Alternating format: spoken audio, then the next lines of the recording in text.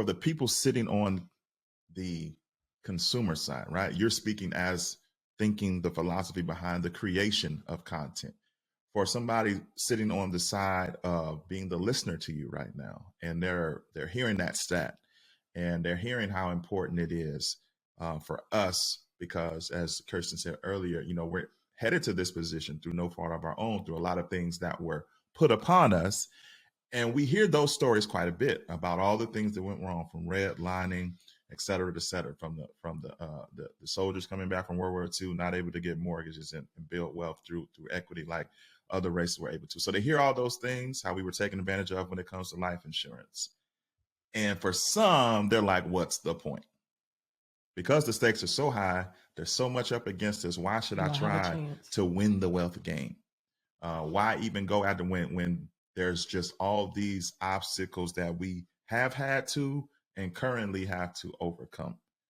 What would you say to that person who's wondering, is it even worth the effort in 20 and 22 to try and win the wealth game? Yeah, I would say this is actually a game you can win. Some of the other games that we play in aren't winnable games, right? Even if you think about our careers, we all know making it through corporate politics is a game, but we treat it like it's a game we can win. We just plan to keep playing forever. We keep planning to go for these big jobs and take on more responsibility and move our family and disrupt everything because we think we can win. But the data suggests that that's not going to be the case. They must want it that way, this way. That's what the data suggests, is that the systems want it to be this way. And so that the way that you win the wealth game, as we talk about in Cashing Out, is to start to untangle yourself from some of these institutions and systems and learn how to operate outside of them, right? Once you untangle yourself from the idea of lifelong employment and adopt an idea like the 15-year career, which we talk about in the book, or once you untangle the idea of just a basic budget and start adopting the idea of a purpose for your income. The purpose of your income is to get your time back, to get your freedom, to enjoy life outside of work. Then you can start to understand how this becomes a game that you can win, and you stop looking at it as just the numbers game. There will always be someone who is far, far richer than you. Like, that is going to be the case for most of us. Almost all of us, there's always going to be somebody that's richer than us. That's not what winning looks like. Winning looks like being able to walk away from toxic situations without, worrying about how you're going to pay your bills. Winning looks like just once or twice being able to quit a job on your own terms, not because it got hard or because, your boss changed, but just because you're done doing it. Like, just because I don't want to do it anymore. Winning looks like being able to wake up and enjoy a hot breakfast and a cup of coffee from a mug and not some metal thermos sitting in traffic. You start to realize like where the actual joy and fulfillment in life comes from, and you start chasing that. And that's a totally different approach to your days and your time. And I just want more of us to experience that so we have something to compare it to.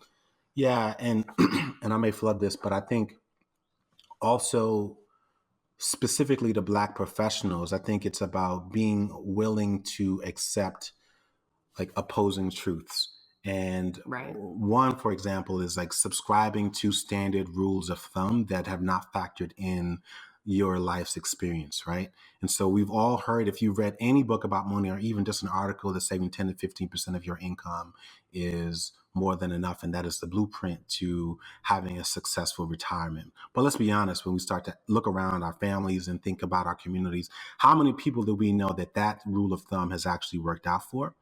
Secondly, when you start to reconcile the wage gap and the wealth gap, right? But just focusing on the wage gap, the idea that your 10 to 15% is coming, or let's say their 10 to 15% is coming off a whole dollar, and your 10 to 15% is coming off of 87 cents, or in the case of a Black woman, 63 cents. So these standard rules of thumb were not written for or with Black people in mind. And so we literally can't afford to follow these standard rules of thumb. We have to write our own rules. We have to have our own practices, our own set of circumstances and opportunities that we focus on if we want to win this game. And I think that's really what this book is about. It's one that actually acknowledges the role that race plays in money and looks at that not just from a theoretical or a research perspective, but also these are the day-to-day habits, what we called rituals, RICHUALS, that you can factor in every single day that will lead you to leading a more fulfilling life. So good. One of your chapters, chapter 6, the title is "Whatever You're Thinking, Think Bigger." That like shook me. Talk about that, because I think sometimes we think that we're thinking big. Are you saying that we need to think even bigger than that, than what we're thinking? Yeah, because you just gave a perfect example how for some people that 15% that feels big, like, yeah, I'm doing it. But you're saying, Think bigger.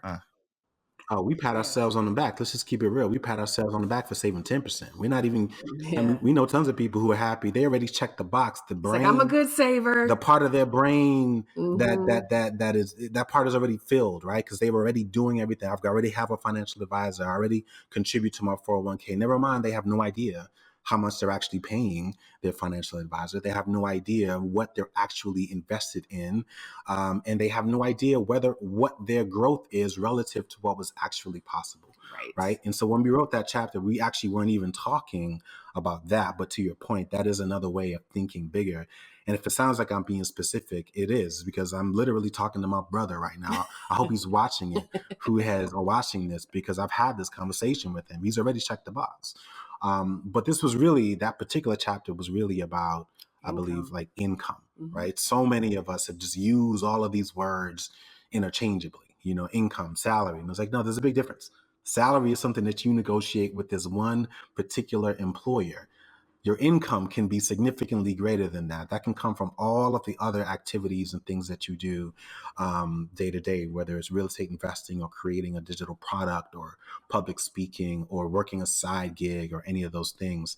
But yeah, that's certainly a part of it. Yeah. And we also wanted people to break the narrative of the purpose of the internet. So many people use the internet simply to keep up with gossip news or to connect on these social media networks, keep up with your old high school classmates and your family. And so when they think about selling things online or promoting things online, they're still thinking about that network, that limited reach, versus recognizing that the internet is a global marketplace where billions, if not trillions at this point, of commerce and money is exchanged every single day between countries, 24/7, different languages.